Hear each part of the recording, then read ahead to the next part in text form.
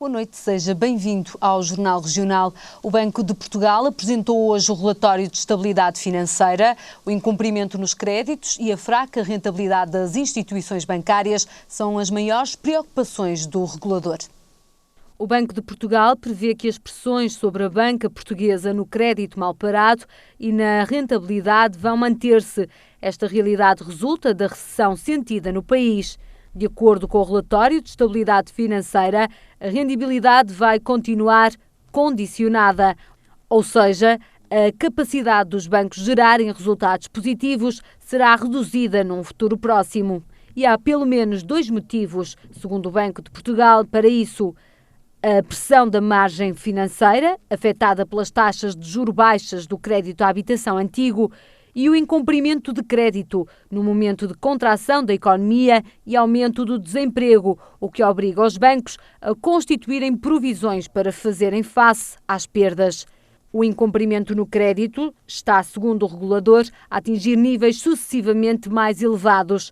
A informação disponível aponta para que o fenómeno de reestruturação de créditos esteja a atingir proporções relevantes. Apesar disso, persistem vulnerabilidades importantes no setor privado não financeiro, com destaque para as empresas. O Banco de Portugal diz que na concessão de crédito já começam a ser menos restritivas as condições de acesso a financiamento, graças à descompressão da percepção do risco do Estado e dos bancos nos mercados internacionais. Ainda segundo o relatório de estabilidade financeira, a dívida pública detida pelos bancos aumentou 250% entre o final de 2009 e março de 2012, diminuindo desde então, mas continuando em níveis elevados que deixam os bancos em risco relativamente a problemas no Estado. Em março desse ano, os títulos de dívida na carteira dos bancos ascendiam a cerca de 36 mil milhões de euros, 3 vezes mais do que no final de 2009. Na próxima sexta-feira, Joaquim Jorge, o fundador do Clube dos Pensadores, apresenta aquele que será o seu 4º livro. Boa tarde, Joaquim Jorge, seja bem-vindo ao Jornal Regional. Este livro chama-se Pensamentos, é a atualidade e o momento político e social que dão um mote a esta escrita? Sim, quer dizer, o livro, as pessoas se lerem o livro, muitas das ideias que lá estão, as pessoas já pensaram nisso, não é? Eu vou pondo em prática e o livro não é corrido, é o máximo. O livro não é um texto violento, tem pensamentos e as pessoas concluem o que querem. Por exemplo, o lema é não sabe, não contesta. Os portugueses é habitual, não sabem, depois não contestam, não querem saber. Talvez se preocupassem um bocadinho mais, ou é apenas só se preocuparem quando lhes vão aos bolsos, as coisas não estivessem assim. Porque nós também somos culpados de quem elegemos. Ou seja, é um apelo a que a sociedade se informe. Não, e é o apelo à mudança, porque repare, nós estamos num beco sem saída e eu sou a favor da regeneração da democracia. Há muito tempo, desculpe, isso são coisas que eu falo há 7 anos e meio. O clube fez 7 anos, já passou meio. Isto é, a democracia tem que evoluir, tem vários lapsos, tem defeitos que é preciso melhorar, corrigir, não é? Quem está instalado é aquilo a que eu chamo os partidos fundadores, que é o PS e o PPD, que agora é PSD, e depois à volta não há quase nada. Por exemplo, eu para existir é difícil, tudo que se faz para além dos partidos. Só um minuto, deixa-me só dizer isto, desculpe de interromper. Comunicação social, com todo o respeito, jornais, só falam de autárquicas. Não, deveriam falar de ideias para as populações, independentemente de cada ator político, e falar durante todo o ano e não tanto agora. Parece uma bebedeira de eleições e depois de repente acaba tudo. E acabam também estas distribuições de ideias e os programas, é isso? Houve alguma coisa? Eu não ouço nada. O que é que eu ouço? É que é o candidato tal, que vai apresentar o mandatário tal, que é feito... Poucas ideias. Vá lá no Porto algumas, o Bolhão, o repovoamento, bairros sociais, vá lá. Mesmo assim, diz que não é antissistema. O que é que isto quer dizer? Porque é assim, não sou antipolítico, não é nada disso, porque na moda está a dizer-se, há uma ideia que as pessoas estão cansadas destes políticos, é corrê-los todos e vir outros, não é isso, eu faço pedagogia cívica, eu gostava que isto melhorasse, sabe uma das críticas maiores que me fazem? Então tu dizes mal deles e convidas os políticos, claro, qual é o problema? A hipocrisia não existe no meu léxico, eu se tiver alguma coisa a dizer, digo educadamente, não é? Já o fiz com o Relvas e fui altamente criticado. Logo a seguir trouxe o João Semedo, que tinha de uma facção de pessoas que simpatizam com o que se lixa a Troika. E porquê é que não apareceram para apresentar propostas? Porque o problema do protesto é que o protesto tem que mudar. Os políticos têm que mudar, mas têm que mudar os sindicatos. A forma de protestar. Será que uma greve geral funciona? Desculpem, não. E estas temáticas, Joaquim Jorge, trata neste Pensamentos? Claro, não de uma forma pesada. Planta pelo menos a ideia para o leitor. Eu não gosto nada de impor. Eu gosto que as pessoas alertar, desestabilizar a mente das pessoas. Uma provocação. Exato. Eu é às isto vezes que é este não levo a quarto mal, livro. auto-intitulo-me Alcacéser. Deita-se, faz efervescência. Então, é que o Alcacéser faz bem à indigestão. Para mim, a indigestão maior que há, até está no livro, é a falta de participação cívica. Eu às vezes estou com amigos, parece que estou a falar sozinho. Só falam de futebol. Não querem saber. Não sabem. Como é que um povo que não sabe nada pode exigir? Zero. Percebe? Não te preocupes, isso resolve. Não, é ao contrário. É ao contrário. As pessoas têm direito a pedir contas. Esta descrença na política, este movimento quase que antissistema que tem vindo a surgir... Eu não. Não seu, mas em geral na sociedade portuguesa, pode ser de alguma forma perigoso para a democracia? Porque pode fazer com que o extremismo vença. Está a vencer lá fora, não é? Por exemplo, veja agora o que aconteceu com os democratas suecos. Que até tem razão, porque mataram um português, por acaso. Repara a onda de violência que há. O sistema tem que mudar, tem que evoluir. O sistema atual político está num impasse. Repare que o governo devia cair, não cai, porque o presidente não o demite, e deveria de haver aqui alguma válvula de segurança para resolver isto. Outra coisa, por exemplo, nós quando votamos, nós não votamos no Pedro Passos Coelho. As pessoas votaram contra o José Sócrates. Se calhar as pessoas gostariam que no PSD fosse escolhida outra pessoa.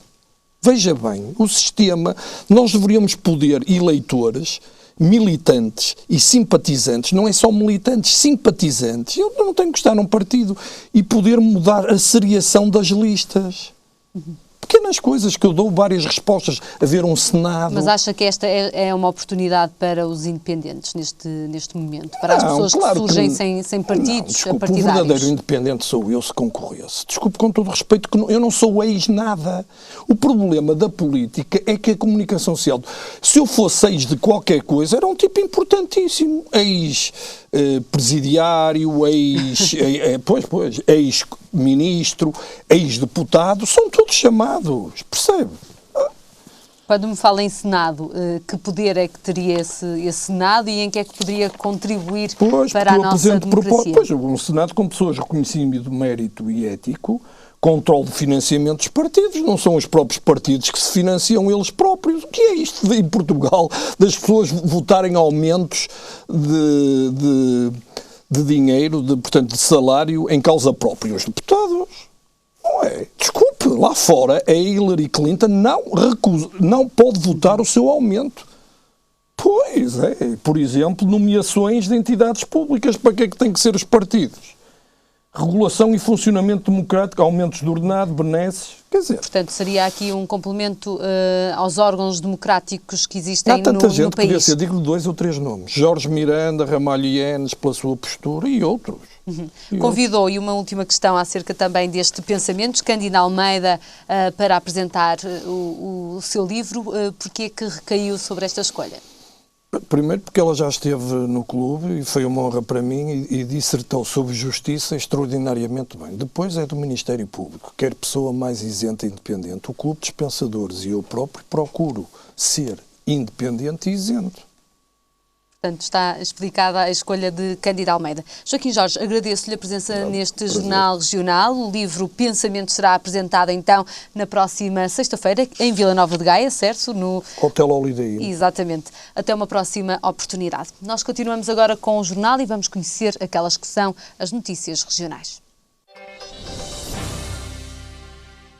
A vereadora do Conhecimento e Coesão Social da Câmara do Porto afirmou em Assembleia Municipal que a autarquia investiu 13 milhões de euros em projetos culturais desde 2009.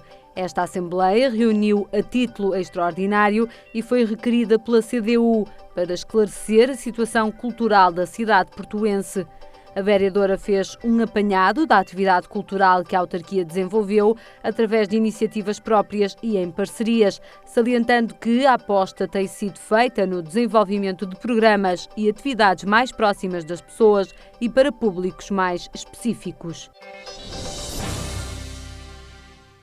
O elevador do Bom Jesus do Monte, em Braga, foi distinguido como um monumento de interesse público. O elevador foi o primeiro funicular construído na Península Ibérica e é o mais antigo em funcionamento a utilizar o sistema de contrapesos de água. Inaugurado em 1882 e construído sob o projeto do suíço Nicolau Riggenbach, o monumento, agora de interesse público, liga a parte alta da cidade de Braga ao santuário. O elevador do Bom Jesus de Braga distingue-se pela sua estrutura quase única na Europa e pelo notável enquadramento paisagístico. A Federação do PS do Porto manifestou ontem a sua solidariedade em relação às iniciativas de personalidades da cidade que reclamam uma rápida resolução da dívida do Estado à Sociedade de Reabilitação Urbana Porto Vivo. O presidente da Câmara, Rui Rio, reuniu-se no fim de semana com personalidades da cidade para debater aquilo que consideram um ataque à Ceru e traição ao Porto por parte do governo. Recorde-se que o principal acionista da Ceru Porto Vivo é o Estado, que tem uma dívida de 2,4 milhões de euros para com esta sociedade. Foi inaugurada hoje, na cidade de Penafiel, uma nova loja interativa de turismo no Largo do Padre Amado, junto à Câmara Municipal. A ideia original deste projeto é promover e divulgar pontos turísticos do Porto e do norte de Portugal. Através da principal componente, a tecnologia, os visitantes poderão consultar vídeos, animações, mapas, entre muitos outros sistemas, para aceder a vários locais turísticos virtualmente. Para salientar a gastronomia da cidade, serão ainda comercializados produtos tradicionais da região. Os 5 espaços interativos estarão abertos durante os 7 dias da semana.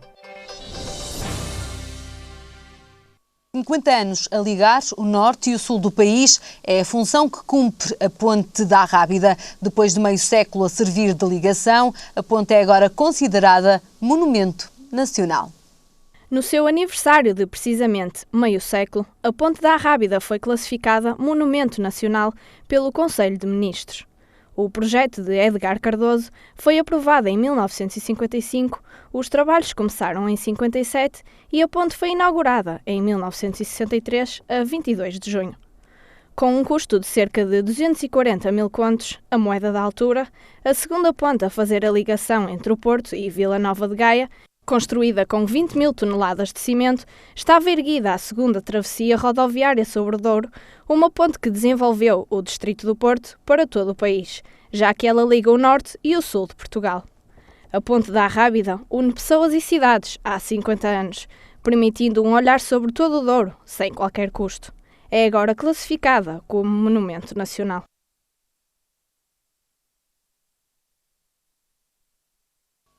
Os controladores de tráfego aéreo têm um papel fundamental no movimento das aeronaves. Stress e segurança são duas palavras que andam sempre de mãos dadas na profissão destes sinaleiros do céu. Todos nós estamos habituados a ver estas imagens no nosso dia-a-dia. Estradas, carros e mais carros, filas de trânsito, engarrafamentos. Os sinais de trânsito ditam as regras para os automobilistas e os polícias controlam o comportamento dos cidadãos. Mas e no céu? Tiremos então os pés da terra para perceber afinal como é a realidade dos responsáveis pelo controle aéreo, os sinaleiros do céu. Este é o local de trabalho destes profissionais atentos todos os dias às máquinas voadoras. A torre de controlo é responsável pelo tráfego dos aviões no ar e no solo do aeroporto. Por definição, o controle aéreo é a gestão segura, ordenada e expedita dos movimentos das aeronaves. Segurança é a palavra de ordem para um controlador aéreo e este é o conceito mais importante e inerente a todo o funcionamento da aviação. A capacidade de lidar com o stress é um dos requisitos pedidos a um controlador aéreo. As capacidades são várias. Eu acho que o controlador de tráfego aéreo é uma pessoa normal, não é uma pessoa sobredotada. Agora tem que ser uma pessoa com uma capacidade de resistência ao stress bastante grande, tem que ser uma pessoa metódica, uma pessoa estudiosa, tem também que conseguir ter uma atenção dispersa, porque as solicitações ao desempenhar a função de controlador de tráfego aéreo, sejam na frequência dos aviões, sejam no radar, sejam na coordenação do telefone, do colega que está ao lado, então há uma quantidade de solicitações, portanto o controlador tem que ter uma capacidade dispersa bastante boa para conseguir gerir toda a informação que lhe chega. Os controladores de tráfego aéreo são guias para os pilotos que passam pelo espaço aéreo de cada país. Através de radares, os controladores têm acesso a todos os aviões que passam pelo nosso espaço, conseguindo decifrar os aviões que pretendem aterrar no aeroporto, neste caso, no Francisco Sá Carneiro. Antes de 4 minutos de aterrarem, os aviões começam a ser seguidos pela torre de controlo. Para evitar barreiras de comunicação, a língua falada é o inglês e no relógio as horas, minutos e segundos são universais, de modo a evitar as diferenças com o fuso horário. A aviação funciona de uma forma cooperativa e as regras são iguais para todos. As normas que gerem o controle do tráfego aéreo são as mesmas que gerem quem voa. Os controladores de tráfego aéreo são humanos, também podem errar. Estamos treinados para não errar, mas podemos errar. E, no fundo, a aviação funciona de uma forma cooperativa. Se, porventura, um controlador comete um erro, que pode acontecer, os pilotos, se um piloto ou outro controlador se apercebe que houve ali um erro, intervém e pode ir contra essa decisão. Mas nos céus que há um século foram conquistados pelo homem, andam também os pássaros. As aves podem ser vistas como uma ameaça para o bom funcionamento das aeronaves e, por isso, há medidas a ter em conta. Uma delas são os canhões de ar comprimido, que portanto, emitem um som muito alto, idêntico ao disparo de uma arma de fogo, e que assusta as aves. O problema dessa medida é que, com o passar dos anos, os pássaros habituam-se. A outra medida mais eficaz são aves de rapina. Temos neste momento 3, se não me engano, 3 aves de rapina no aeroporto, que são a medida mais eficaz que há. No entanto, não é controlável a 100%, evidente, não é? A natureza. A formação é intensa e a atenção tem que estar sempre em estado de alerta. Nada aqui pode ser descuidado. De pés assentes na torre de controlo, mas de cabeça sempre no ar, estão os sinaleiros do céu. Seguimos agora com o comentário neste jornal, hoje com Carlos Abreu Amorim. Seja bem-vindo ao Jornal Regional. O Centro de Reabilitação do Norte, em Vila Nova de Gaia, está concluído desde agosto do ano passado, mas até agora encontra-se não a funcionar, não está a funcionar e está à espera daquele que será o seu modelo de gestão. Porquê este impasse, Carlos Abreu Amorim? Obviamente que não podemos deixar de alinhavar, em primeiro lugar, como uma das razões fundamentais, os constrangimentos financeiros em que o país está. Mas, independentemente desses constrangimentos financeiros, nós temos que perceber que houve investimentos que foram feitos, concorde-se ou não com esses investimentos, e eles já estão feitos. Ou seja, há um momento para discutir que investimentos é que, na área na saúde ou outros, o país deve fazer.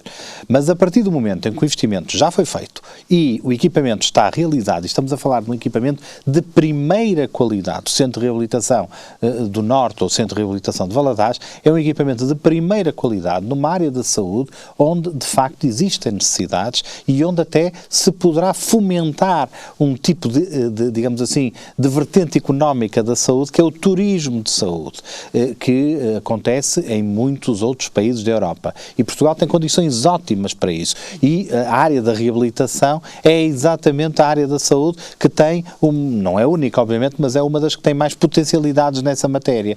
E portanto nós temos ali um equipamento de primeira qualidade, com uma localização absolutamente fascinante, e agora não há, ou parece existir, alguma má vontade em relação à formulação do modelo de gestão e de operacionalização desse mesmo equipamento. Não pode acontecer. Porque se acontecesse, isso era um absurdo.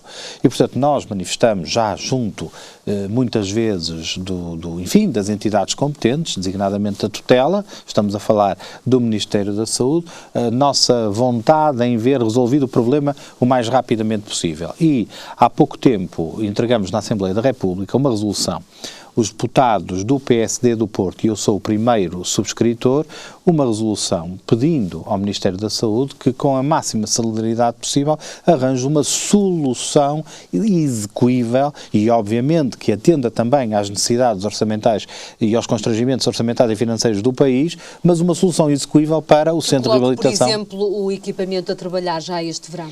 Eu penso que era quanto mais rápido possível.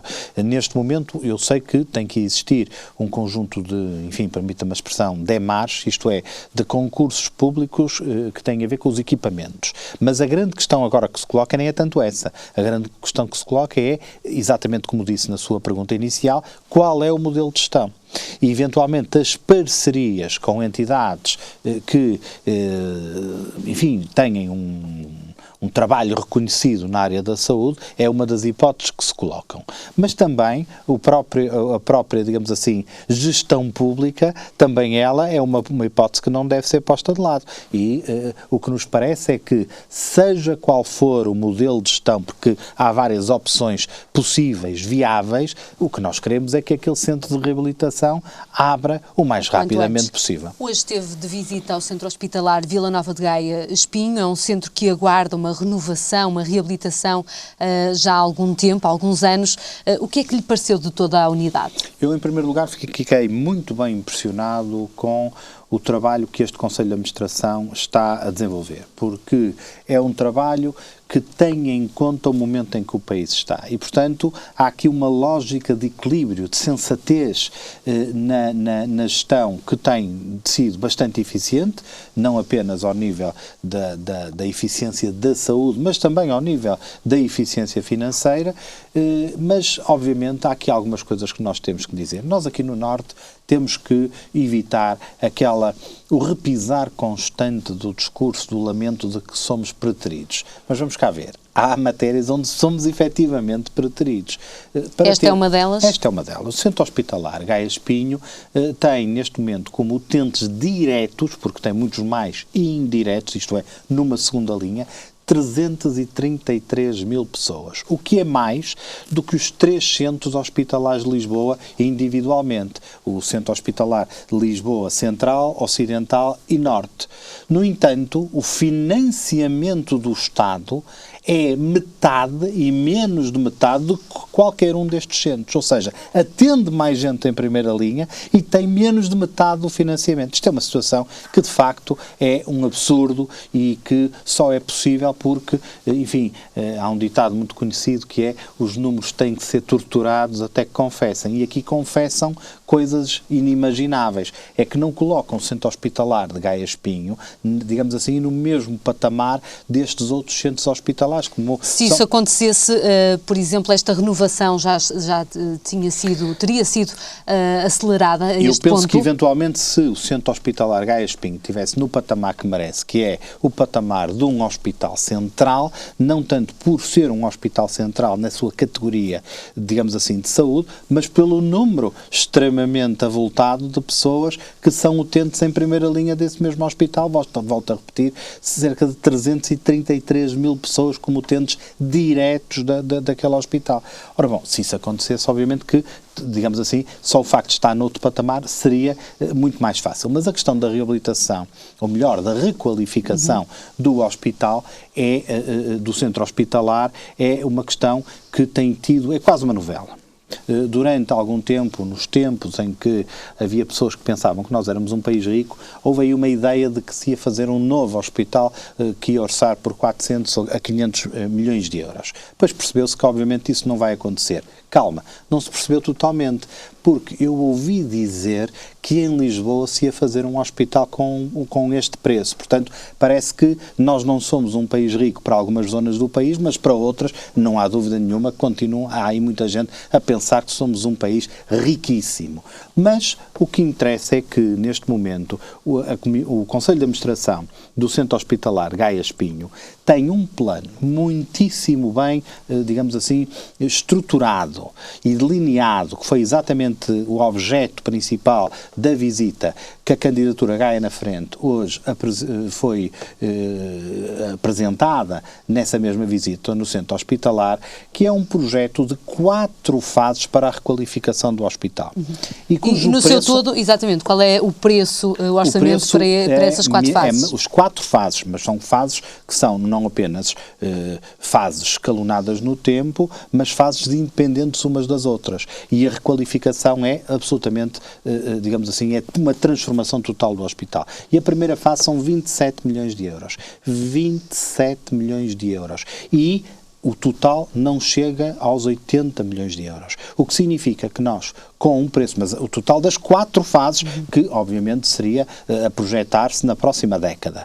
Mas com a primeira fase, o hospital já muda completamente a face daquele centro hospitalar. Há condições para, no médio prazo, avançar essa primeira fase, esses tais 27 milhões de euros? Eu julgo que sim, e fui informado também que a tutela, o Ministério da Saúde e o Sr. Ministro da Saúde julgaram aquele projeto muitíssimo equilibrado e sensato, que é uma palavra que eu gosto muito de aplicar na política, dada a sua raridade. Isto também é política. Não é política partidária, mas é política no verdadeiro sentido da expressão.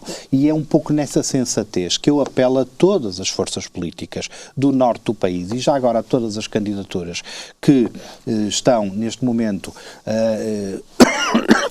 que querem ser poder em Vila Nova de Gaia e em Espinho, para que se unam a nós, para que de facto esta seja uma causa não de um partido, mas uma causa de todos. Nós quando temos um plano, que é um plano equilibrado, que é um plano ajustado às condições neste momento do país, para melhorar, e eu direi até mesmo para transformar por completo os cuidados de saúde no Centro Hospitalar Gaia Espinho, e que tem um custo muitíssimo diminuto e que, no entanto, tem um grau de eficiência tremendo. Já agora digo-lhe, só nos primeiros 2 anos de financiamento, com a primeira fase, os ganhos de eficiência económica do hospital orçariam em 3 milhões de euros. Ou seja, em alguns anos, o custo da primeira fase quase que se poderia pagar a si, exatamente, quase que se poderia pagar a si mesmo. E, portanto, este é um combate que é de toda a gente.